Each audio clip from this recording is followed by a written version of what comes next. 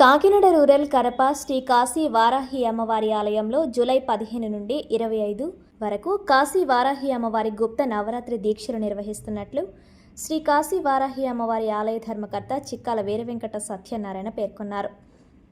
ఆలయం వద్ద జూన్ 15 నుండి దీక్షలు చేపట్టే వేలాది భక్తులకు చీరలు, జాకెట్లు అందజేశారు.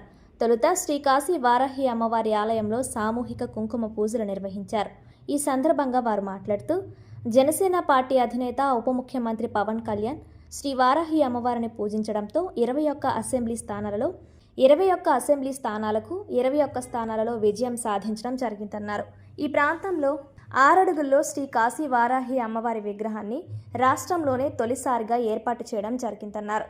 115 రోజుల కాలంలో ఈ అమ్మవారిని స్థాపించడం జరిగిందని, రోజురోజుకి అమ్మవారికి ఆదరణ పెరుగుతుందన్నారు. ఈ గుప్త నవరాత్రి దీక్షలు జూలై 15 నుండి 11 రోజుల పాటు నిర్వహించడం జరుగుతుందన్నారు.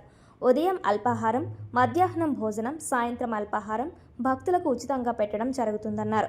భారతదేశంలో ఎక్కడా లేని విధంగా ఇక్కడ అమ్మవారి దీక్షలు చేపట్టడం జరిగిందన్నారు.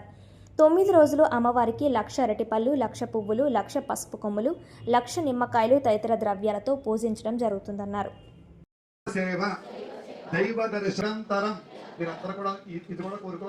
నిరంతరం దైవనామ స్మరణ, దైవ సేవ, దైవ దర్శన, దైవారాధన.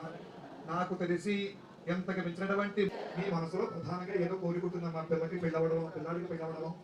కాశీ వారాహి అమ్మవారు పెట్టి ఫిబ్రవరి 26 విగ్రహం జరిగింది. ఈవేళకి 115 రోజులు. అలాగే వచ్చే నెల 15 నుంచి ఆషాఢ నవరాత్రులు అండి, 9 రోజులు. కానీ శుక్రవారం వచ్చింది 11 రోజులు చేస్తున్నాం.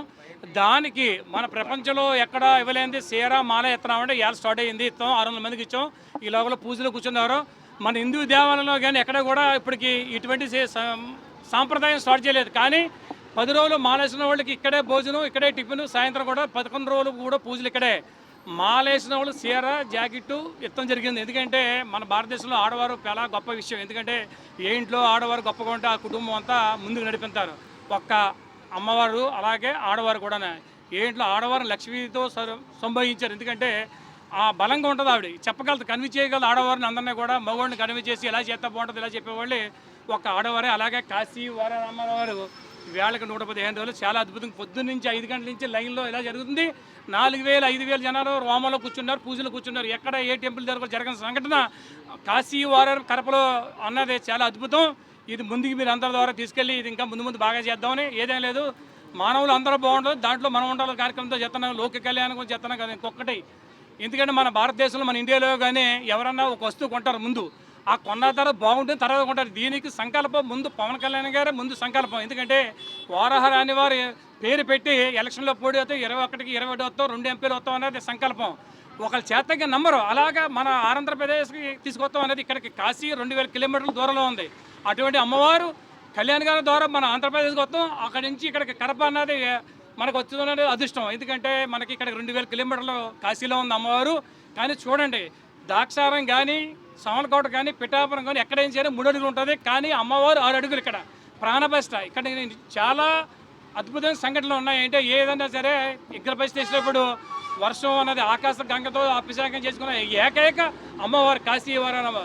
సుడిగుండం, గాలివాన, వర్షం, తర్వాత అమ్మవారి చెమటలు పడతాం. ఒకటి కాదు, అనేక ఉన్నాయి నిదర్శనం. చాలామంది పనులు మనం ఎక్కడ ప్రమోట్ చేయడం కాదు, కానీ అమ్మవారు చాలా రాకపోతే పొద్దునుంచి మండు ఎంటలో వచ్చారు. సలబడందరూ కూడా జనం ఎప్పుడు తగ్గలేదంటే ఇదంతా అమ్మవారి కృప తప్ప నా గొప్పతనం లేదు. అందరూ బాగుంటుంది, దాంట్లో మనం ఉన్న సంకల్పంతో మేము చేస్తాం ఈ కార్యక్రమం. అందరికీ నమస్కారం.